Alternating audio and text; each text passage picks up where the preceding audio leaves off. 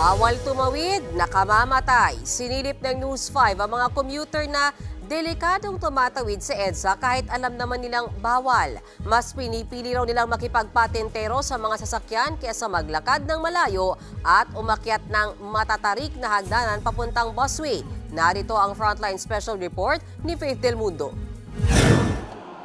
Kahit bawal, hala tawid. Muntik pa siyang mahagip ng motorsiklo. Walang takot ding tumawid ng isang ito at sumampa pa sa barrier. Itong jeep naman, nagbaba sa gitna ng kalsada. Kaya ang mga pasahero napilitang makipagpatintero sa mga sasakyan. Kahit walang pedestrian lane, magkakasamang tumawid ang mga commuter na yan kasabay ang mga sasakyan. Ilan lang yan sa mga pasaway na commuter na nakunan sa CCTV ng MMDA Metro Base. Pero bakit nga ba pilit tumatawid ang ilan kahit may footbridge naman? Napapagod naman po. Bakit? Kasi may bigat din po yung dala ko eh. Pero para sa mga motorista, takaw aksidente yan. Delikado po ba yung bilang driver din, sir? Oo, siyempre. Hindi mo kalain na may tao ron eh. Kahit na anong ingat mo kung bigla naman silang tatawid. Pagka nakasagasa ka, hindi mo naman pwedeng iiwan na agad. Dapat hindi siya tumatawid dito kasi delikado. Dapat kasi meron naman tayong mga tulay. Dapat hindi tayo tumatawid sa mga ganyan. Nakakamatay. Marami na. Na illegal. Oo, lalo na dito na may balintawak. Kami pa maabala. Palagi naman daw nakaantabay ang mga tauhan ng site sa busway pero nababawasan sila tuwing hating gabi.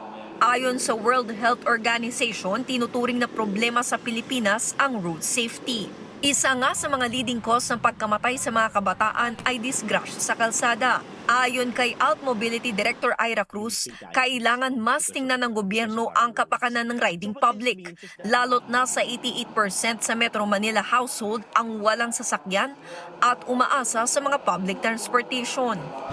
Ang nangyayari kasi para makapasok ka sa EDSA busway, kailangan mo pang lumakad ng siguro mga 500 to 800 meters papunta sa train station, tapos aakyat ka, tatawid ka sa kabila para bumaba ka ulit sa gitna.